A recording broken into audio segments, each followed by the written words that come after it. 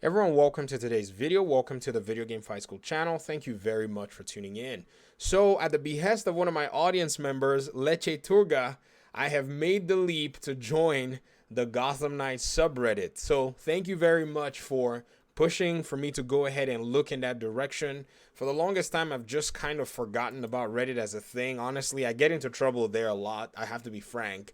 In my early days when I started the Video Game Fight School channel, I used to go on Reddit forums and I'll post some of my videos. I mean, yeah, the rules did say you could promote, do some self promotion and whatever, but they had limits.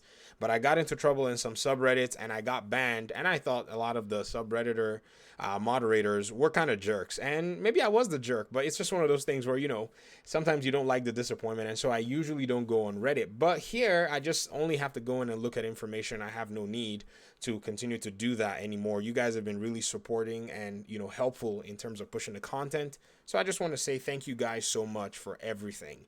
Now, here's the really cool thing about the subreddit is there's just a trove of information that's actually sitting on here. And it's really good that we have it because it really does take this to a whole different level. So Stephen O. Young, who is one of the voice actors in Gotham Knights, he's playing Red Hood, who is more than likely going to be the character that I'm actually focusing on, and many of you are, is, something that we've been, following for a little bit, but I haven't necessarily kept up with. And one thing he's been doing is he's been posting a lot of different, hints and pointers as to his work and what he's doing in terms of the voice acting. In fact, something that's quite interesting in my opinion in terms of one of his last posts that was actually put up on the subreddit was that he went ahead to put a little picture of him doing voice acting in like a small home studio is what it looked like. I mean, it says this. It says Steven is doing voiceover with the team on Zoom. Remember, it's all fundamental.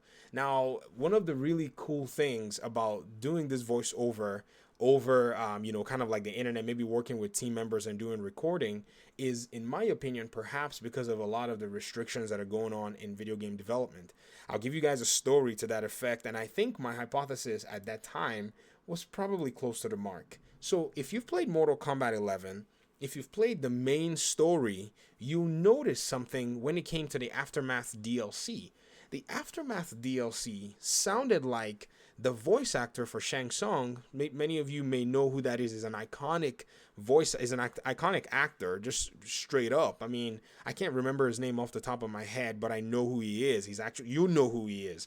His voiceover sounded like he was using a different audio recording device. Like his microphone sounded very strange. It sounded a little off from the original game recording. I strongly believe that he actually did his voice recording like in a home studio somewhere else. Also, Activision, came out after they'd released not Activision, but the studio that developed Call of Duty. They came out and said that they sent a bunch of recording gear to their voice actors to actually record a lot of their lines from the comfort of their home because of all of the different restrictions during the middle of the whole medical madness that we had in the past few years. So this picture actually appealed to that part of my thinking because I was like, man, this is actually pretty cool that he's showing this and they're actually getting to work trying to move and push through the obstacles that may be, in a sense, slowing this game down. So a lot of the audience members in our community may or may not have seen this, and so I decided, man, we need to share this because if you think about it, look at the engagement on Reddit.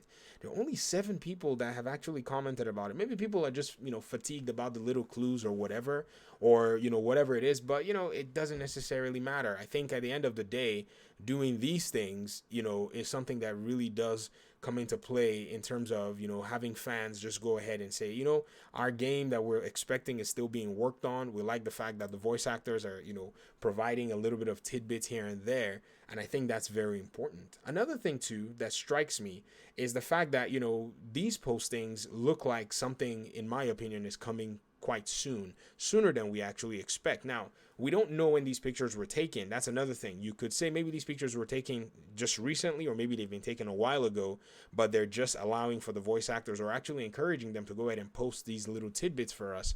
And one thing that really resonates is remember the early days of when we didn't even know if it was a Gotham Knights or Batman game we were getting. Troy Baker and a few other folk that have done a lot of the Batman IPs were in the studio and they made small short videos of themselves, and we thought they were the ones working on this particular video game. came to be. I think I can't remember her name. She's the one that plays Harley Quinn, that does the voiceover for Harley Quinn in a lot of different animated TV series and even in some of the Arkham games. And we thought they were the ones that were going to be, doing this video game project, but it happened to be that it was another project that we're working on.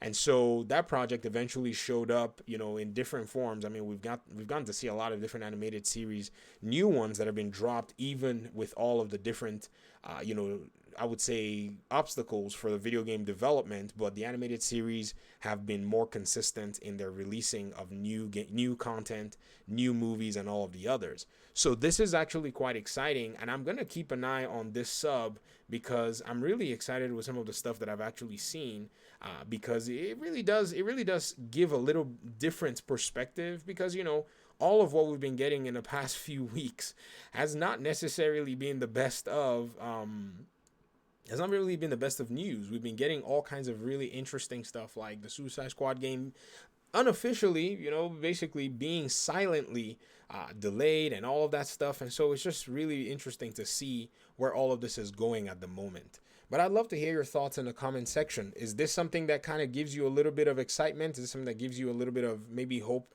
or provides a little bit of interest in terms of where the game is going right now? I think for me, it gives me a little glimmer of hope. There's no longer that huge drawback, because again, even if we hear of some kind of a delay with Gotham Knights, at least we know that the project is progressing, and we can at least give ourselves some sort of a realistic picture as to where the project is currently.